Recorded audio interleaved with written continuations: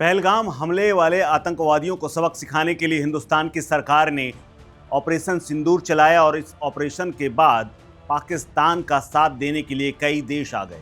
इनमें से एक था तुर्की, अजरबैजान और चीन।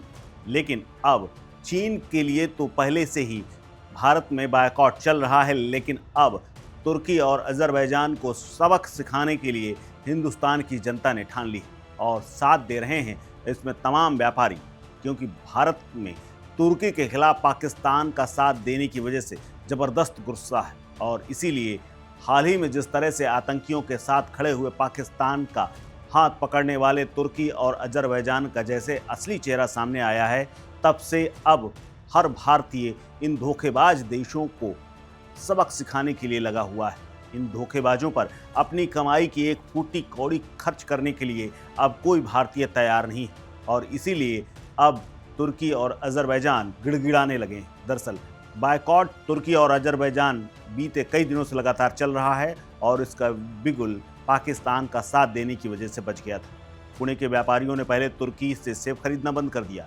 इसके बाद उन्होंने हिमाचल, उत्तराखंड और ईरान से सेब मंगाना शुरू किया। वहीं दूसरी तरफ उदयपुर के मार्बल व्यापारियों ने भी तुर्की के हर सामान का बहिष्कार करना शुरू कर दिया है। तुर्की के सेबों का कारोबार आमतौर पर भारत में ही होता है और इसी से उसे करीब 1000 से 1200 करोड़ रुपए का मुनाफा होता है। लेकिन अब दूसरी चीज़ों में भी कटौती होने लगी है।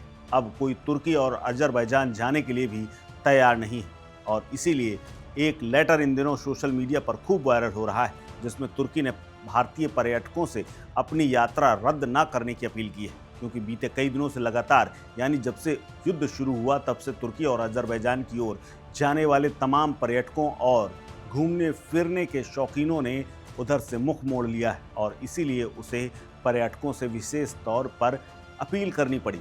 लेकिन जिस तरह से तुर्की ने बेशर्मी के साथ पाकिस्तान का साथ दिया, खुल करके उसका हाथ पकड़ा, उसके बाद भारत के लोगों को ये बात बर्दाश्त नहीं हुई और नाराजगी इस कदर बढ़ गई कि सोशल मीडिया पर अपनी प्रतिक्रियाएं देनी शुरू कर दी।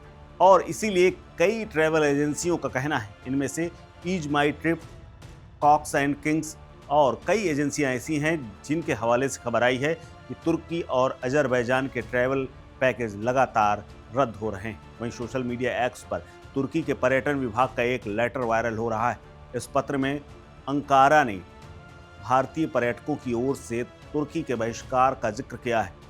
भारत और पाकिस्तान के बीच सीमा पर तनाव के बाद पाकिस्तान का समर्थन करने की वजह से भारतीय पर्यटकों ने तुर्की का पूर्ण बहिष्कार करने का मन बना लिया है। अपने पत्र में तुर्की के पर्यटन विभाग ने कहा है कि भारतीयों के पास देश की यात्रा को स्थगित या रद्द करने का कोई कारण नहीं है। भारतीयों को प्रभावित करने वाली कोई पाबंदी या सुरक्षा समस्या नहीं है। लोग तुर्की के इस अनुरोध से नाराज हैं कि भारतीय पर्यटक अपनी यात्रा न रद्द करें। हालांकि इस पत्र की सच्चाई की पुष्टि नहीं होती, लेकिन सोशल मीडिया पर वायरल है। इसके अलावा एक यूजर ने इस पत्र को शेयर करते हुए लिखा है और दावा किया है कि तुर्की भारतीयों को वापस आकर के यात्रा करने की भीख मांग रहा है। इसके अलावा शिवसेना यूबीटी की सांसद प्रियंका चतुर्वेदी ने एक पोस्ट में लिखा कि भारतीय उस देश में पर्यटन पर पैसा नहीं खर्च करेंगे जो उसी पैसे का इस्तेमाल पाकिस्तान को हथियार देने के लिए करता है। चतुर्वेदी ने लिखा कि नहीं, तुर्की भारतीय उस देश में पर्यटन पर पैसा नहीं खर्च करेंगे जो उसी देश का पैसा इस्तेमाल करके उसी के खिलाफ दुश्मन को हथियार दे। अपने पर्यटकों को कहीं और ढूंढो, हमारा पैसा खून का पैसा नहीं है। इसी बीच भारतीय ट्रैवल एजेंसियों ईज माई ट्रिप और कॉक्स एंड किंग्स ने भारत पाकिस्तान संघर्ष के बीच पाकिस्तान के समर्थन के कारण तुर्की और अजरबैजान के सभी ट्रैवल पैकेज रद्द कर दिए हैं। ये फैसला भारतीय कंपनियों के राष्ट्रीय दुश्मनों के खिलाफ राष्ट्रीय भावना के साथ जुड़ने की एक बड़े रुझान के तौर पर भी देखा जा रहा है। इस पूरे मामले में ये साफ हो गया कि भारत और तुर्की के बीच संबंध अब तनावपूर्ण हो गए।